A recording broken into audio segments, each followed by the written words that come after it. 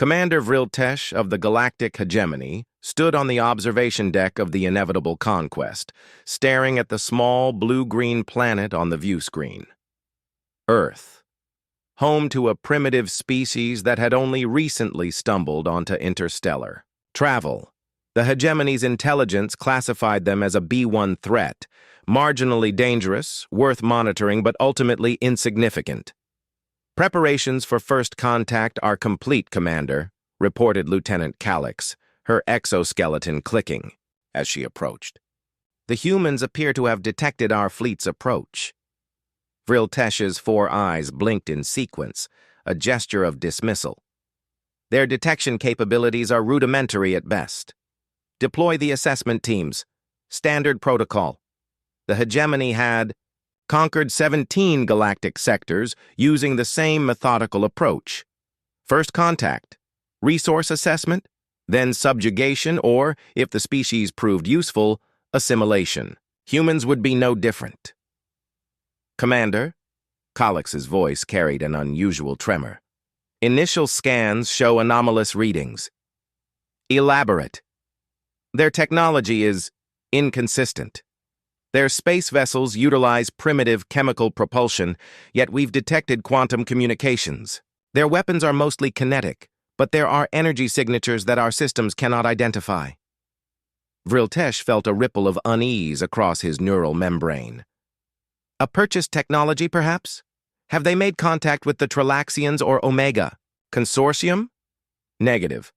All evidence suggests independent development. The first contact shuttles launched toward Earth." Vriltesh watched them descend, mentally calculating how many Earth cycles it would take to process this world. Perhaps 50, given its size and population.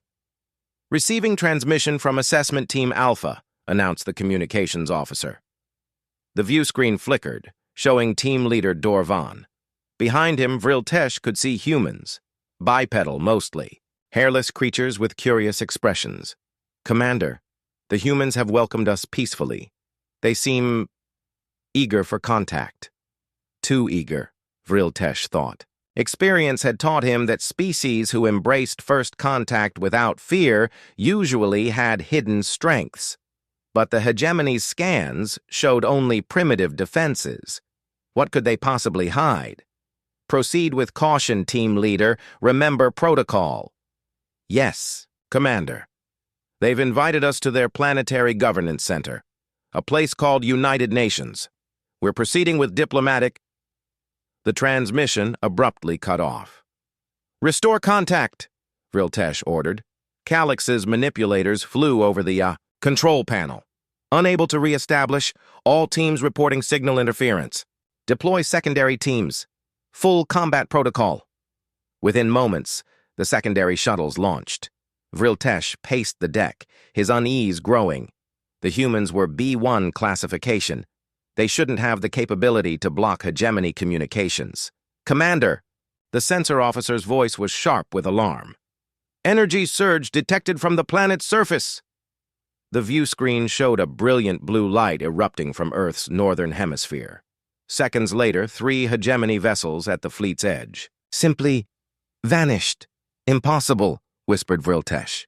"A B1 civilization couldn't possibly—" "Second energy signature detected, southern hemisphere." This time, Vriltesh watched as the energy wave passed through their ships. Systems flickered but remained operational. Not an attack then, a scan, but at such power levels. "All teams reporting the same message from human authorities," Calix said, her voice quavering. "Welcome to Earth. We've been expecting you. Please be advised that unauthorized harvesting of resources will be met with immediate response." Vriltesh felt cold dread seeping through his neural pathways. The humans knew who they were, knew their intentions, and they had technology that could make Hegemony battlecruisers disappear. Perhaps the classification needed revision. Admiral Ostrick, Supreme Commander of the Hegemony's 9th Expansion Fleet, glared at Vriltesh across the holographic table. His tentacled face pulsed with barely contained fury. "Explain again how you lost 3 capital ships to a B1 civilization," Ostrick demanded. Vriltesh's inner membranes constricted with anxiety. The classification was incorrect, Admiral. The humans possess technology far beyond B1 capabilities. Our preliminary assessment was thorough. 5 cycles of observation. Their primary transportation still relies on combustion engines. Their medical technology is primitive. They wage wars among themselves using ballistic weapons. Yet they neutralized our vessels without warning, Vriltesh countered. And they've established a planetary shield that our sensors cannot penetrate. The Admiral's feeding tendrils writhed in agitation. The hegemony does not retreat, Commander. You will take reinforcements and proceed with subjugation protocols. 24 hours later, Vriltesh found himself commanding a fleet 3 times larger than before. 50 capital ships, over 200 support vessels, enough firepower to reduce Earth's surface to molten slag. Approaching Earth orbital space, Lieutenant Collix announced. Deploy in Gamma formation, Vriltesh ordered. All weapons charged, but dormant. Let's see how the humans respond to overwhelming force. The fleet advanced toward Earth, their formation designed to surround the planet and prevent escape. Standard procedure for species that showed unexpected resistance. Commander, Collix said, we're receiving a transmission. Text only, all frequencies. Vriltesh nodded. Display. The message flashed on the view screen. Hegemony Fleet, your intentions are hostile. This is your only warning. Earth is protected. Retreat immediately or face consequences. Arrogance, muttered Ostrix's holographic projection. Proceed with containment. Vriltesh hesitated. Something about this felt wrong. The humans were too confident. Sir, detecting multiple small vessels launching from Earth, reported the sensor. Officer, primitive design, no significant weapons detected. The view screen showed dozens of small craft, barely larger than shuttles, approaching the hegemony fleet. They're surrounding our flanking vessels, Collix observed. Let them come, Ostrix said dismissively. When they're in position, open fire. Show them the consequence of defiance. The human vessels continued their approach, seemingly oblivious to the danger. Vriltesh watched with growing unease as they maneuvered between the massive hegemony warships. They're within range, Commander, Collix reported. Target weapon systems only, Vriltesh ordered, countermanding the Admiral's implied order. Disable, don't destroy. Before the order could be executed, the human vessels suddenly accelerated, not toward the hegemony ships, but into precise positions around them. What are they? Vriltesh began. Every control panel on the bridge suddenly went dark. Emergency lighting flickered on as backup systems engaged. Status report, Vriltesh demanded. All systems non-responsive, Collix replied, her voice tight with confusion. Weapons, propulsion, communications, everything's offline. Through the viewport, Vriltesh could see the same happening across the fleet. Ship after ship drifting, powerless. This is impossible! Ostrix's hologram flickered and died as the communication link failed. One of the small human vessels approached, maneuvering, directly in front of the inevitable conquest viewport. A new message appeared on the emergency display. Your ships have been temporarily disabled. We have no desire for conflict. Your representatives are invited to peaceful negotiations, or you may leave our system intact. The choice is yours. You have 1 hour to decide. Vriltesh stared at the message, realizing with growing horror that the hegemony had catastrophically underestimated humanity. These weren't the actions of a B1 civilization. This was something else entirely. The diplomatic chamber aboard the Neutral. Vessel arbitrator hummed with tension. Vriltesh sat rigidly across from the human delegation, acutely aware that he was making history, the first hegemony commander forced to negotiate rather than conquer. The human representative, a female called Ambassador Naomi Equensi, possessed an unsettling calm.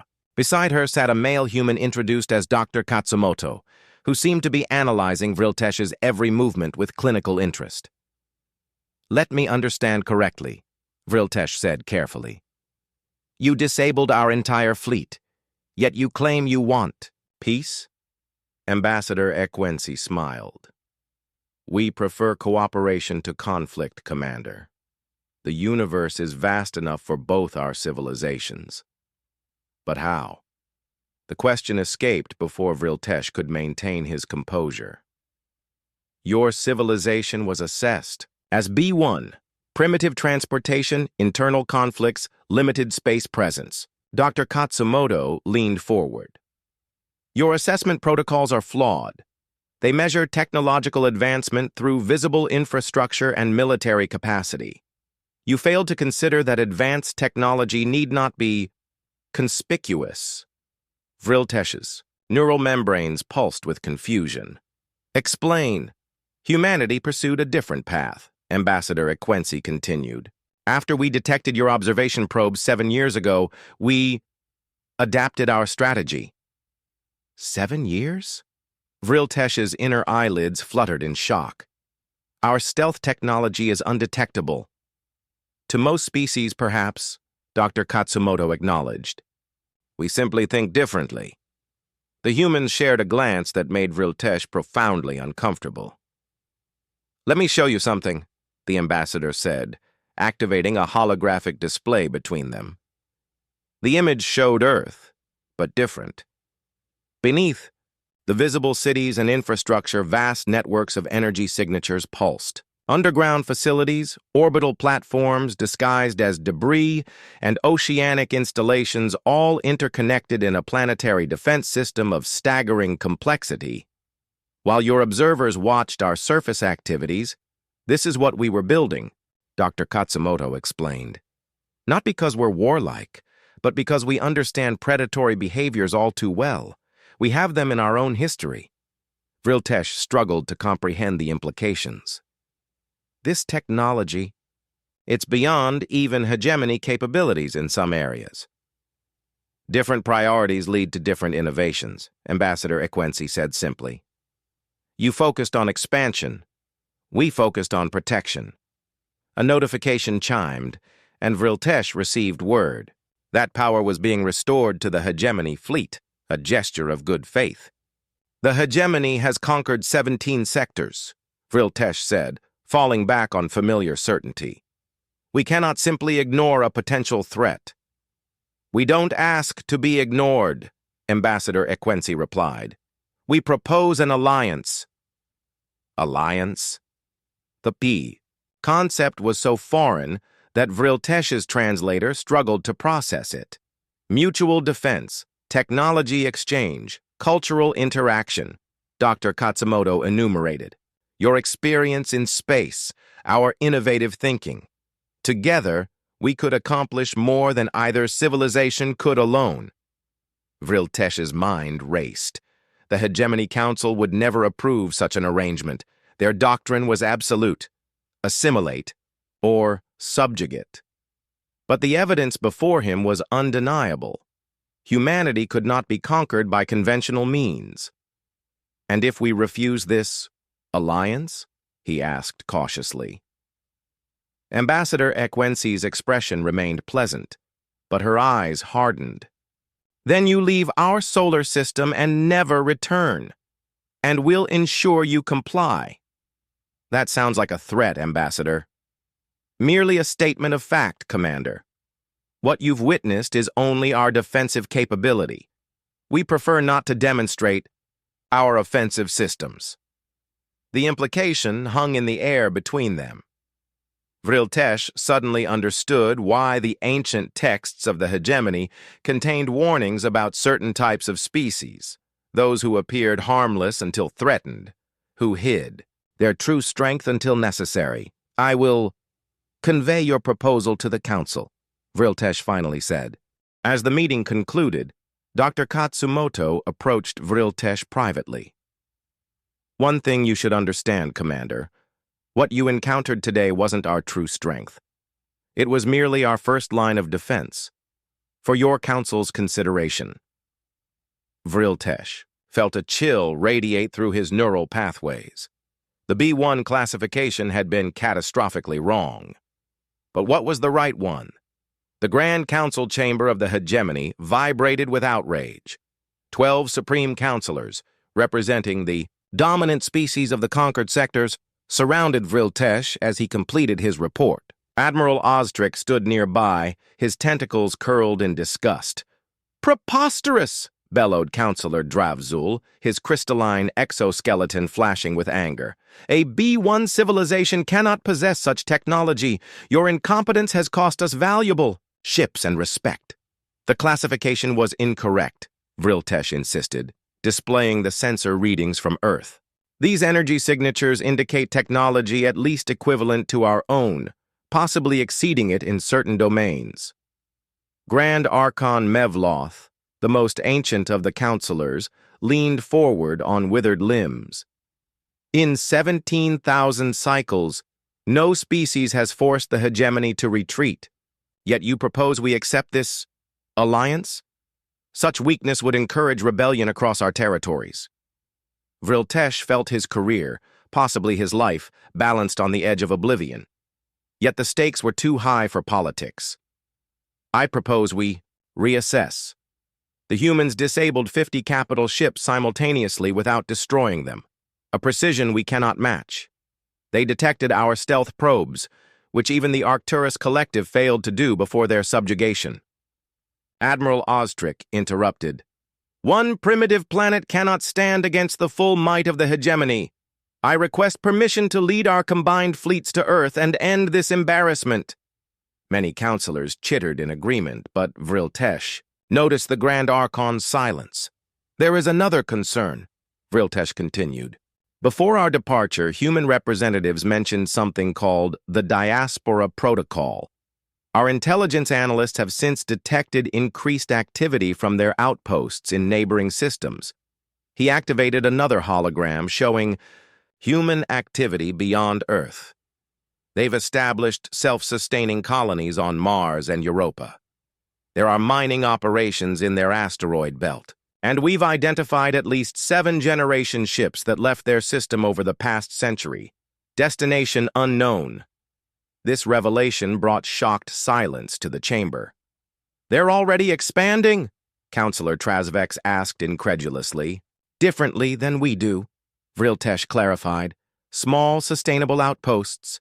No conquest, no subjugation. But if threatened, the ambassador implied these colonies would activate dormant defense systems similar to Earth's." Grand Archon Mevloth's ancient eyes narrowed. "You believe this Diaspora Protocol is some form of dead man switch. Attack Earth and their colonies retaliate." "Precisely, Archon. But there's more." Vriltesh displayed the final piece of intelligence. A quantum transmission intercepted between Earth and one of their distant probes. The encryption was unlike anything in the hegemony archives, but they'd deciphered fragments. Protocol Hydra. "Confirmed. Hegemony hostile. Activate Phase 2. Coordinates for diplomatic contact with Arcturus resistance established." The council chamber erupted in chaos. The Arcturus Collective was completely subjugated. "There can't be resistance. We eliminated their leadership." Admiral Ostrich's color darkened with rage. "This is human deception. They're trying to frighten us with phantoms." Grand Archon Mevloth raised a gnarled limb for silence. When he spoke, his voice carried the weight of millennia. "Commander Vriltesh, you have observed these humans directly. What is your assessment of their capabilities?" Vriltesh chose his words carefully, aware that the future of the hegemony might hang on his answer. "They are unlike any species we've encountered. They hide their strengths. They prepare for threats before they materialize. Most concerning of all, they think differently, not just technologically, but strategically." The B1 classification was not merely incorrect, it was catastrophically misleading. "And your recommendation?" Vriltesh straightened. "Accept their offer of alliance, at least temporarily.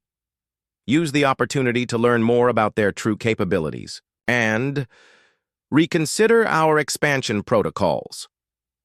The chamber filled with outraged protests, but the Grand Archon silenced them with a gesture. 17 sectors, Mevloth mused. 17 sectors conquered using the same methods, the same assessments, perhaps Perhaps it is time for the hegemony to evolve. The observation platform of Nexus Station hung in Earth orbit, a neutral zone where the newly formed Human Hegemony Diplomatic Corps conducted its business. 6 months had passed since the initial confrontation, and an uneasy peace prevailed. Vriltesh, now appointed as special envoy to Earth, stood beside Ambassador Equency, watching ships from both civilizations navigate the carefully choreographed dance of coexistence. "Your council was wise to choose alliance," Ambassador Equency remarked, her gaze following a hegemony cruiser as it received supplies from a human cargo vessel. "Wisdom had little to do with it," Vriltesh admitted. "Fear is a powerful motivator, as is curiosity." She turned to face him. "Your scientists have been most enthusiastic about our quantum entanglement communications, and we've learned much from your gravitational manipulation technology." The limited technology exchange had begun cautiously, each side revealing minor advancements while keeping their core secrets, a delicate balance that Vriltesh struggled daily to maintain. "There's still significant resistance within the hegemony," he said. "Many believe this arrangement merely delays the inevitable conflict." "And what do you believe, Envoy Vriltesh?" Before he could answer, his communications implant chimed urgently. The message was encrypted at the highest level, directly from Grand Archon Mevloth. "Rebellion in Arcturus sector confirmed. Multiple subjugated species rising simultaneously. Advanced weapons signatures detected. Suspected human involvement. Return immediately." Vriltesh struggled to keep his expression neutral, but Ambassador Equency was too perceptive. "Trouble at home?" she asked mildly. "Nothing that concerns Earth," he replied automatically. "Are you certain? Because it seems the Arcturus Collective has finally activated their resistance cells.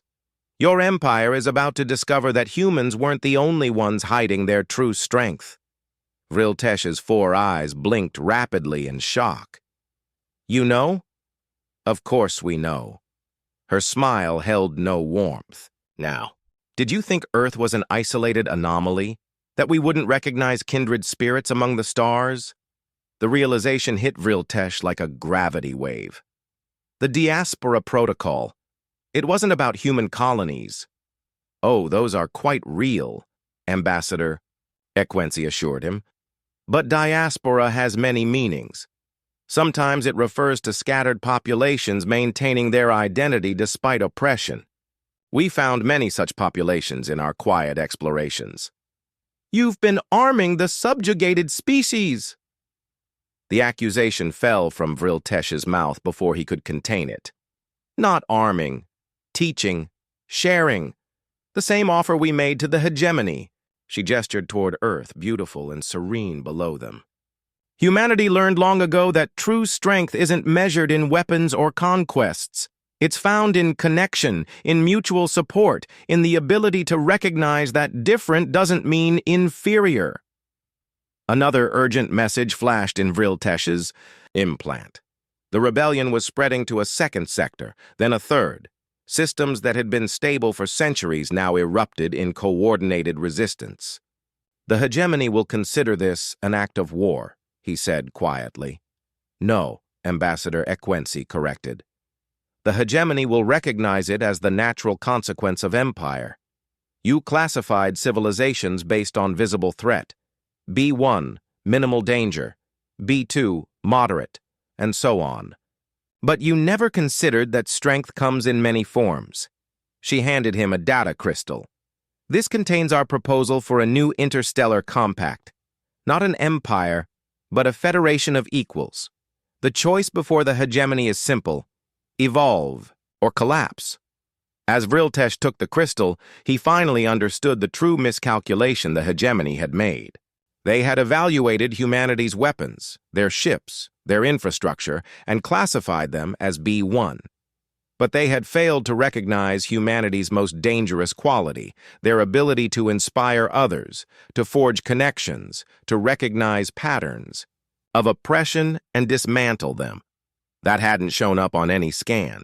That hadn't registered on any threat assessment. Looking at Ambassador Equensi's resolute expression, Vriltesh realized that the hegemony's 17,000 cycle expansion had been halted not by superior firepower, but by something their empire had never valued and therefore never recognized: compassion transformed into strategic foresight. "I'll bring this proposal to the council," he said finally. "I know you will." Her expression softened slightly. "And Vriltesh? When you return, remember what you saw here. Remember that there's another way." As his shuttle departed for the emergency council session, Vriltesh watched Earth recede, that deceptively ordinary blue planet that had changed everything. The hegemony had believed itself invincible, had categorized humanity as a minor threat, easily managed B1. That wasn't their true strength, not even close, and now the galaxy would never be the same.